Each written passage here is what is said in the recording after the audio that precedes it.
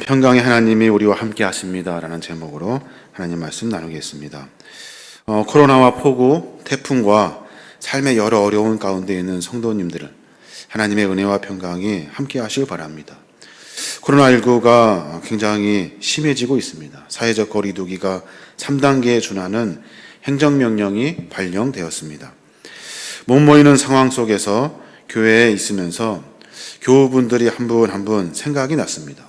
그분들 얼굴을, 그 모습들을, 그 목소리를 기억해내면서 정말로 그분들 보고 싶고 생각이 나고 그분들과 함께 했던 많은 이야기들이 생각이 났습니다.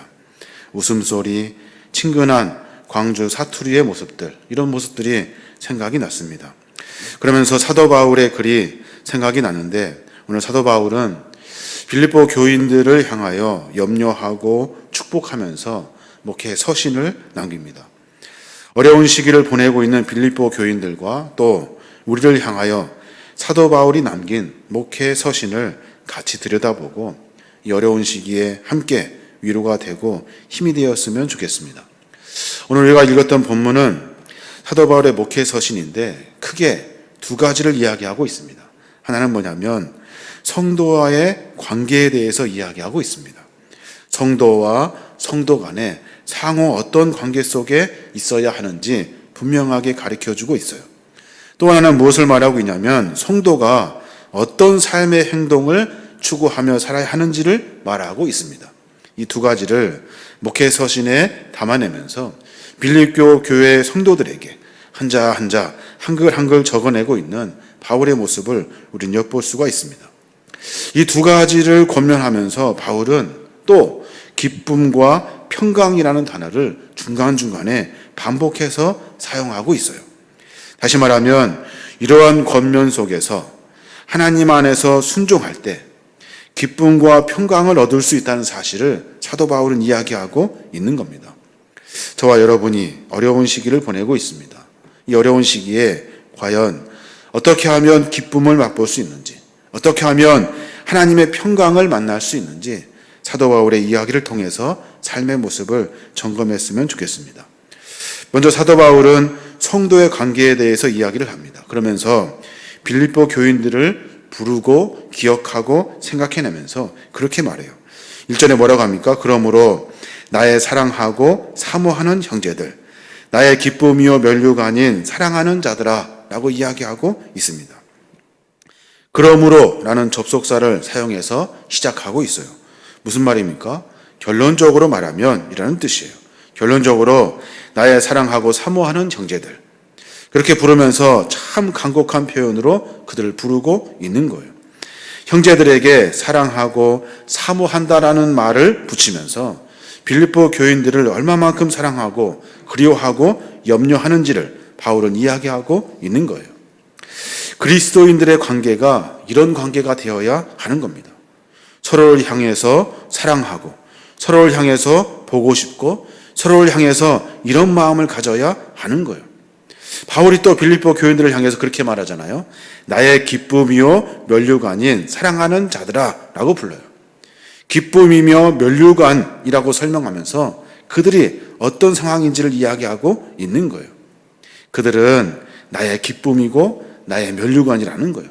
그래서 보고 싶고 생각이 나고 그립고 사모하고 사랑하고 싶다고 이야기하고 있는 겁니다. 자신과 함께 믿음의 분량으로 자랐던 성도들에게 바울은 깊은 관심을 보여주고 있는 거예요. 성도들의 관계가 이래야 하는 겁니다. 서로 보고 싶고 사랑하고 싶고 서로 사모하고 서로 그리운 그런 관계가 되어야 하는 거예요. 저는 이번 주에 요람을 이렇게 들여다보면서 교인분들의 사진을 한 장 한 장 들여다봤습니다. 오랫동안 보지 못하였다는 생각이 들었어요. 오랫동안 그분들과 함께 하지 못한 것들이 너무나도 아쉽고 섭섭한 마음이 들었어요.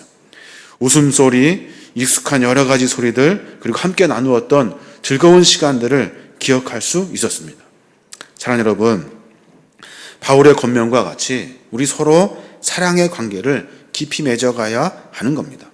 다시 만나게 될 그날까지 온라인 예배 잘 드리고 나서 믿음을 잘 지킨 다음에 우리 모두가 다 건강한 모습으로 다시 만날 날을 기대하면서 우리가 하루하루 살아야 하는 겁니다. 이런 만남의 축복이 저와 여러분에게 함께 하시길 주님의 이름으로 축원합니다. 또 바울은 목회 서신을 통해서 성도들은 꼭 연합해야 됩니다 라고 강조하고 있는 거예요. 연합해야 된대요. 함께 해야 된다고 이야기하고 있어요. 2절에 보니까 그렇게 말합니다. 내가 유오디아를 권하고 순두개를 권하노니 주 안에서 같은 마음을 품으라. 또 참으로 나와 멍에를 같이 한 내게 구하노니 복음에 나와 함께 힘쓰던 저 여인들을 돕고 또 글레멘도와 그 외에 나의 동역자들을 도우라. 그 이름들이 생명책에 있느니라.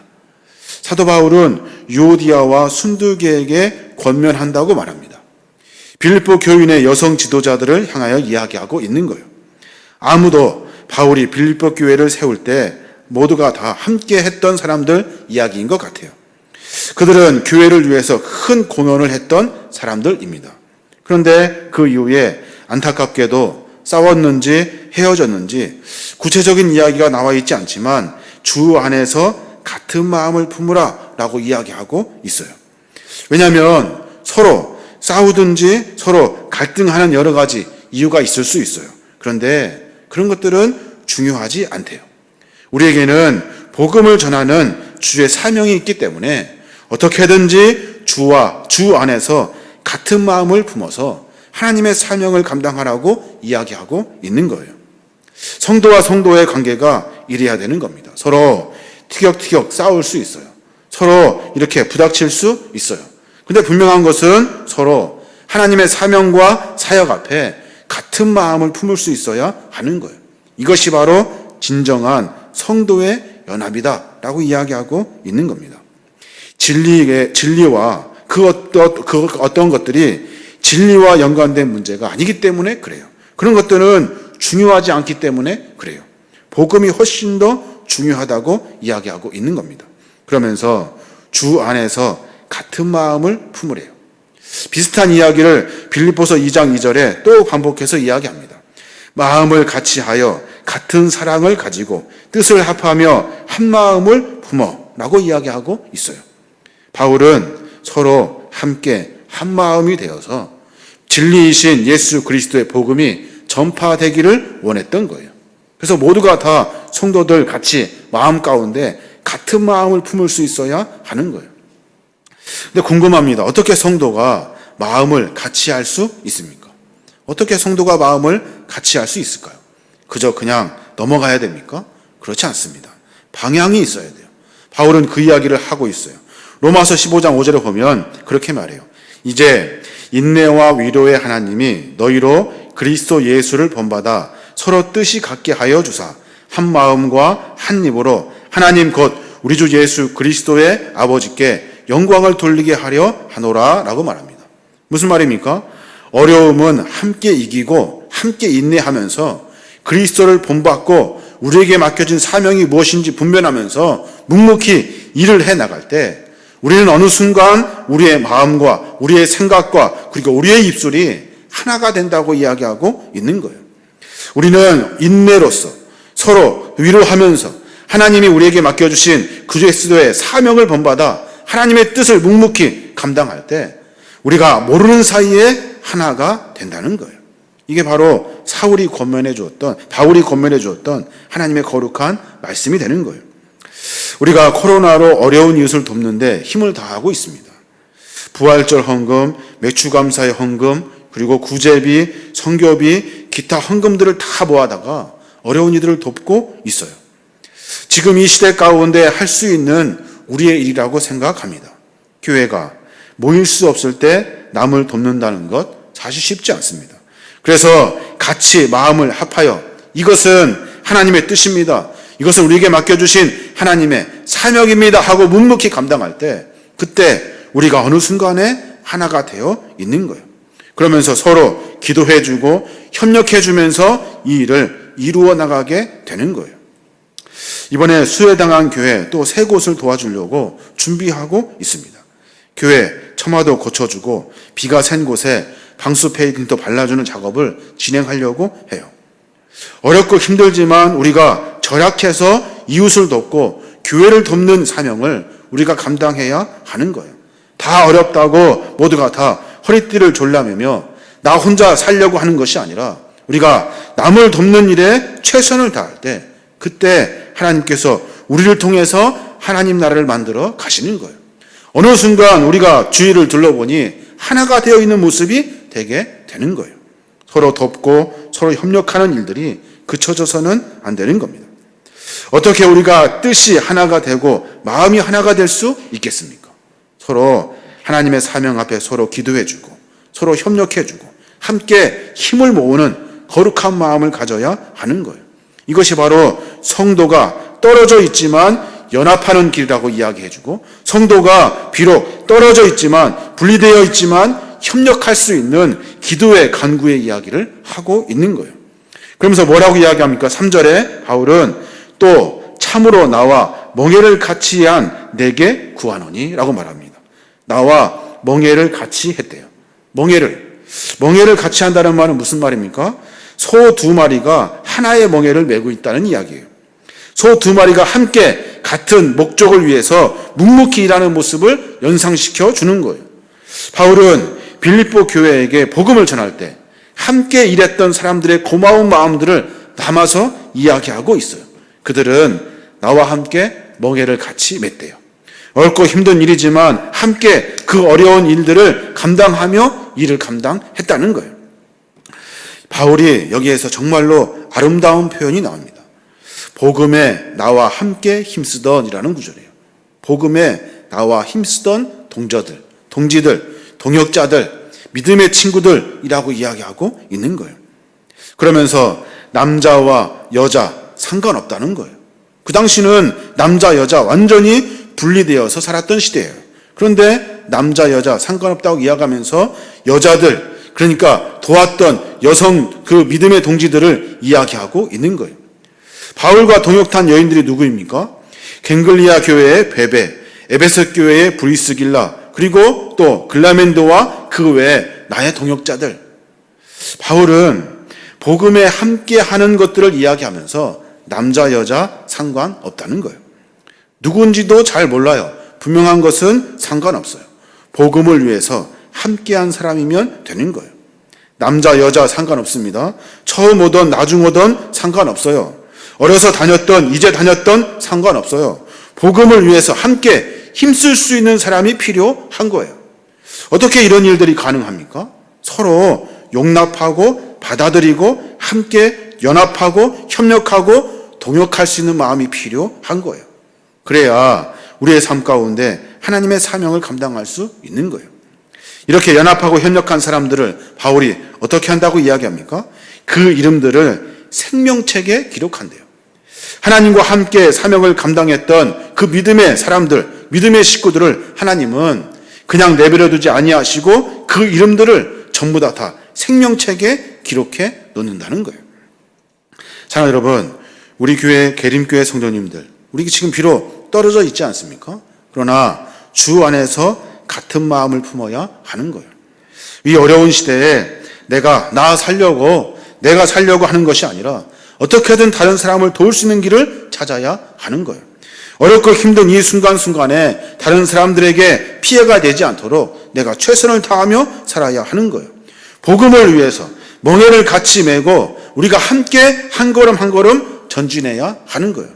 그게 바로 성도와 성도가 연합하는 방법이라는 거예요. 바울이 빌립보서 교인들을 향하여 우리가 분명히 하나가 되어 복음의 사명을 감당해야 된다고 이야기하고 있는 거예요. 우리 믿음의 성도들 모두가 다 떨어져 있지만 귀한 마음, 함께 이 마음을 가지고 한 걸음 한 걸음 전진하시길 바랍니다. 두 번째, 복의 서신을 통해서 바울은 성도가 어떤 삶의 행동을 해야 되는지 이야기하고 있어요. 어려운 때, 힘든 때입니다.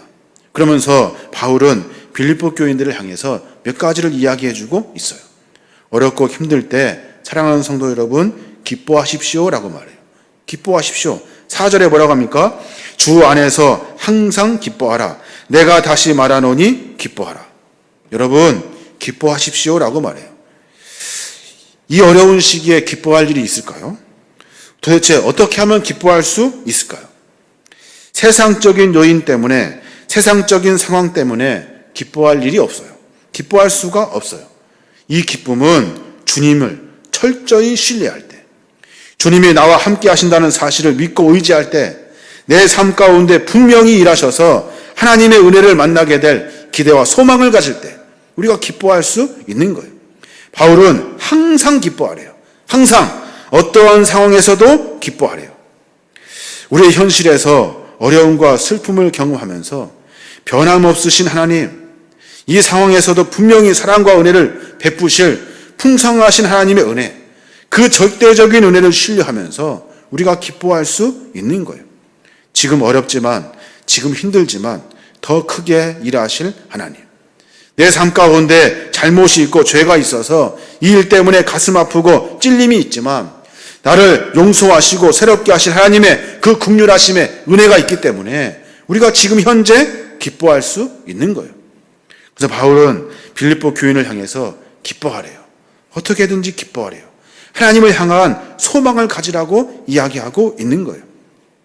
사랑하는 여러분, 어렵지만 기뻐하시길 바랍니다. 힘들지만 주님을 향한 믿음과 신뢰를 다시 회복하여서 우리 안에 믿음 안에 있는 거룩한 기쁨을 회복해야 하는 거예요. 또 하나 바울이 이야기하고 있어요. 성도들을 향해서 삶의 모습을 바꿔가야 되는데 여러분, 관용하십시오라고 이야기합니다. 관용. 5절에 뭐라고 합니까? 너희 관용을 모든 사람에게 알게 하라. 주께서 가까우시니라. 관용하래요. 헬라어로는 에피에이케스예요. 남의 잘못 따위를 너그럽게 받아들이는 거예요. 잘못 따위를 너그럽게 받아들이는 거예요. 용서하는 것을 의미해요. 우리 안에 삶 가운데 신앙으로 살아가면서 용서하는 모습이 있어야 한대요. 우리의 관용을 다른 사람들에게 베풀면서 너그러움과 자상함과 온유함 등을 보여주어야 된다고 이야기하고 있는 거예요. 모든 사람들에게 그렇게 하래요.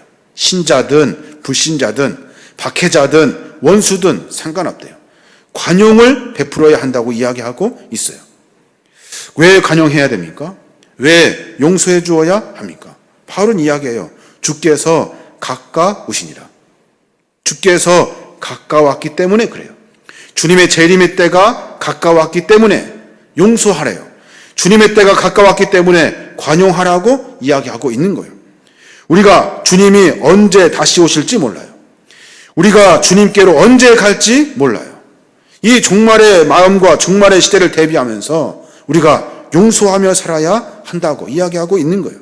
언제까지 원수지면서 살아야 합니까? 관용을 베풀면서 하나님의 때를 준비해야 하는 거예요. 사랑하는 성도 여러분, 용서하며 사십시오라고 이야기하고 있는 거예요. 또 하나 이야기하고 있는데 그것은 바로 기도에 대해서 이야기하고 있어요. 성도 여러분, 기도하며 사십시오라고 말하는 거예요. 6절부터 뭐라고 합니까? 아무것도 염려하지 말고 다만 모든 일에 기도와 간구로 너희 구할 것을 감사함으로 하나님께 아뢰라. 여러분 잘 아시는 말씀이죠. 아무것도 염려하지 말고. 당시에 기독교인들이 얼마나 큰 박해를 당했습니까? 목숨의 위기에 있었다고요. 그런데 염려하지 말래요. 염려하지 말래요. 코로나19로 힘들어가지고 모두가 다 두려워하곤 이때 한국 교회를 향해서 우리를 향해서 염려하지 말래요. 아무것도 염려하지 말래요.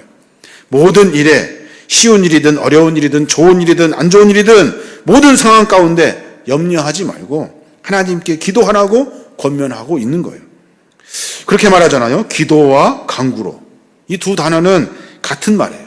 그런데 강조하려고 두 번 이야기하고 있는 거예요. 그러면서 감사함으로 나아가래요. 감사하다는 말은 무슨 말입니까? 하나님의 그 주권적인 능력, 절대적으로 신뢰하는 믿음, 하나님의 섭리에 순종하고자 하는 마음을 담으라고 이야기하고 있는 거예요. 어떻게 감사할 수 있습니까? 죽음의 위기의 상황에 감사가 나옵니까? 나오지 않아요. 그런데 기도함으로, 감사함으로 하나님에 대한 신뢰를 회복하라고 이야기하고 있는 거예요. 그리하면 모든 지각에 뛰어난 하나님의 평강이 그리스도 예수 안에서 너희의 마음과 생각을 지키시리라 라고 이야기하고 있는 거예요. 그리하면 모든 지각에 뛰어난 하나님의 평강이 그리스도 예수 안에서 너희 마음과 생각을 지키실 거래요. 결론적으로 마음과 생각은 같은 단어예요. 기도와 간구도 같은 단어예요. 마음과 생각, 기도와 간구가 있을 때 하나님은 우리에게 평강을 허락해 주신다는 거예요. 이 평강은 세상이 주는 것과는 달라요. 이 평강은 세상에서 얻을 수 있는 것이 아니에요. 나와 함께 하신 하나님, 내 삶을 붙들고 계시는 하나님, 그 은혜를 만나는 것이 하나님이 주시는 평강이에요. 그래서 요한복음 14장 24절에 예수님은 그렇게 말해요. 평안을 너희에게 끼치노니 곧 나의 평안을 너희에게 주노라. 내가 너희에게 주는 것은 세상이 주는 것과 같이 아니하니라. 너희는 마음에 근심하지도 말고 두려워하지도 말래요. 평안을 우리에게 주시려고 주님이 우리에게 오신 거예요. 우리 안에 평안을 얻으려면 우리의 마음과 생각, 우리가 기도하고 간구하는 것들을 하나님께 아뢰고 하나님을 절적으로 신뢰할 때 그때 우리 안에 참된 평강을 만나게 되는 거예요. 사도 바울은 빌립보 교회를 향해서 목회 서신을 써내려가면서 이제 결론적으로 여러분 이제 우리 하나씩 실천해 봅시다 라고 이야기하고 있는 거예요. 그러면서 또다시 간곡하게 말해요. 형제들아 라고 말하면서 8절에 뭐라고 이야기합니까? 무엇이든지 참되며 무엇이든지 경건하며 무엇이든지 옳으며 무엇이든지 정결하며 무엇이든지 사랑을 받을 만하며 무엇이든지 칭찬받을 만하며 무슨 덕이 있든지 무슨 기림이 있든지 이것들을 생각하라 라고 말합니다. 무엇이든지라는 표현이 계속 반복되고 있어요. 무엇이든지라는 표현이 무슨 표현입니까? 세상에서 일어나는 다양한 상황과 사건을 말하고 있는 거예요. 세상의 모든 영역 가운데 참됨과 경건함과 옳음을 추구해야 된다고 이야기하고 있는 거예요. 이것들을 생각하래요.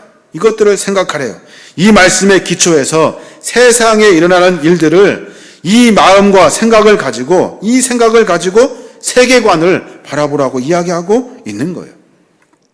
사랑하는 여러분, 코로나19의 상황에서, 태풍의 상황에서, 이 어려운 상황에서 우리가 이 상황을 어떻게 바라봐야 합니까? 무엇이 참인지 분별해야 돼요. 무엇이 경건인지 분별해야 돼요. 무엇이 옳은지, 무엇이 정결한 일인지, 무엇이 사랑을 받을 만한 일인지 생각하면서 살아야 하는 거예요. 사랑하는 여러분, 모일 수 없을 때 이러한 상황에 우리는 혼자가 아니에요. 우리는 혼자가 아닙니다. 하나님 우리와 늘 언제나 함께 하셔서 우리의 마음과 생각을 지켜주시고 우리가 기도하고 간구하는 것들을 주께서 이미 아시고 일하시고 계시는 줄로 믿습니다. 그래서 우리의 삶은 나 혼자 고생하고 애쓰고 수고하는 삶이 아니에요. 나와 함께하는 믿음의 동지들이 있고 나와 함께하는 하나님의 거룩한 사명을 맡은 자들이 있고 나와 함께하시는 하나님이 있기 때문에 우리가 믿음 안에 살 수 있게 되는 거예요. 그리고 우리로 하여금 기뻐하고 관용을 베풀라고 말씀하시면서 기도하고 그리하면 평강을 만나게 될 수 있다고 이야기해주고 있는 겁니다. 같이 할 수 없으니 혼자가 아닙니다. 같이 할 수 없으니 혼자 있는 것이 아니에요. 짜증내고 그리고 너 때문이라고 신세한탄하며 사는 것이 우리의 상황을 극복하는 길이 아니에요. 고민하고 생각하면서 우리에게 평강을 주시는 하나님의 은혜를 만나야 하는 겁니다. 마지막 절의 9절에 보면 바울은 이렇게 말해요. 너희는 내게 배우고 받고 듣고 본 바를 행하래요. 8절 전까지는 생각하라고 했거든요. 그런데 9절에 와서는 행하라고 이야기하고 있는 거예요. 행하래요. 이제는 실천하래요. 그리하면 평강의 하나님이 너희와 함께 계실 것이래요. 우리는 참 생각 잘합니다. 우리는 참 고민을 잘해요. 실천은 참으로 약해요. 생각하고 고민해서 실천할 일이 있으면 이제 움직이는 거예요. 성도와 성도가 한 형제입니다. 성도와 성도가 하나입니다라고 수없이 이야기하면 뭐합니까? 우리가 서로 미워하고 헐뜯으면 안 되는 거예요. 서로 하나라는 사실을 알고 서로 용서를 구하고 사랑하는 마음이 있어야 하는 거예요. 서로 연합해야 됩니다. 수없이 말하면 뭐합니까? 서로 함께 한 마음으로 하나님의 사명을 감당하며 그 일을 마칠 때 생명책의 이름이 기록될 만큼 하나님의 사명을 감당해야 하는 거예요. 몸으로 실천해야 되는 일들이라고요. 항상 기뻐해야 됩니까? 기뻐해야 됩니다. 사람들 가운데 관용을 베풀어야 합니다. 하나님께 기도해야 됩니다. 수없이 들었어요. 수없이 알았어요. 근데 이제는 실질적으로 하나님을 신뢰하고 기뻐할 수 있어야 하는 거예요. 다른 사람을 용서할 수 있어야 하는 거예요. 하나님께 기도할 수 있어야 하는 거예요. 그래야 그리스도의 삶으로 살아갈 수 있는 거예요. 그리고 세상의 모든 영역에서 무엇이 참인지, 무엇이 거짓인지, 무엇이 사랑인지, 무엇이 경건인지 매 순간 생각하고 고민하면서 삶을 한 걸음 한 걸음 전진해야 하는 거예요. 그래서 말씀을 배우고 듣고 그리고 나서 행하는 거예요.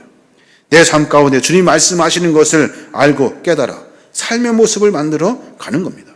그때 이 어려운 시기에 하나님은 우리에게 평강을 허락해 주시고 이 어려운 시기에 내버려 두지 아니하시고 고난 가운데 내버려 두지 아니하시고 우리와 언제나 함께해 주신 하나님을 발견하게 되는 거예요. 그러면서 한 걸음 한 걸음 더 성숙된 모습으로 살게 되는 겁니다. 사랑하는 여러분, 어려운 시기를 보내고 있습니다. 저와 여러분이 평강의 하나님을 다시 만나길 원합니다. 내 삶 가운데 내가 무엇을 결단하고 각오해야 되는지 다시 한번 생각해보고 하나님의 은혜로 말미암아 나에게 맡겨주신 주님의 사명을 다시 붙들 수 있어야 하는 거예요. 성도들을 만날 수 없을 때 믿음의 성도들을 기억해내어야 하는 거예요. 나와 함께했던 믿음의 성도들을 기억하고 서로 축복해주고 사랑해주고 용서해주고 품어주며 살아야 하는 거예요. 서로 한 마음이 되어서 이웃과 교회를 돕는 일에 협력할 수 있어야 하는 거예요. 그래서 세상을 향해서 이것이 참입니다. 이것이 경건입니다. 이것이 옳은 일입니다. 이것이 우리에게 맡겨주신 사명입니다라고 선포할 수 있어야 하는 거예요. 소심하게 이렇게 쭈그려가지고 나 살려고 움츠려들었다가는 이 한국교회는 완전히 다 이제 끝이 나는 거예요. 우리의 신앙의 모습도 끝이 나는 거예요. 자리를 털고 일어나서 선포할 수 있어야 하는 거예요. 이것이 참입니다. 이것이 경건입니다. 이것이 옳은 일입니다. 말씀을 통해서 배워서 행할 수 있어야 하는 거예요. 저와 여러분이 이러한 삶을 살아내시길 바랍니다. 한 주간의 삶을 또 시작할 겁니다. 또 사회적 거리로 하여금 묶여있는 것 같은 삶을 살게 될 거예요. 그때 그 가운데 나에게 평강을 주시는 하나님, 내 믿음을 보시고 나와 함께 하시는 하나님, 나로 하여금 일하시고 하신 하나님을 다시 기억해내어야 하는 거예요. 그래서 이 어려운 시기를 극복하고 하나님이 나에게 맡겨주신 사명을 감당하여 마지막 결론적으로 생명책에 우리의 이름이 기록되어져야 하는 거예요. 저와 여러분이 이런 축복을 받아 누리시는 거룩한 믿음의 종들 되시길 바랍니다. 시간 같이 묵상으로 기도하기 원합니다. 여러분 각자 있는 자리에서 잠깐 눈을 감고 두 가지를 한번 묵상했으면 좋겠어요. 하나는 믿음의 성도들을 다시 기억해내시길 바랍니다. 나와 함께했던 믿음의 식구들, 계림의 믿음의 식구들, 이 식구들을 다시 기억하고 축복하고 사랑하고 용서하고 품어주는 마음을 가지시기 바랍니다. 또 한 가지는 연합합시다. 협력합시다. 같이 이웃과 교회를 도울 수 있는 일이 무엇인지 같이 한번 생각해 봤으면 좋겠습니다.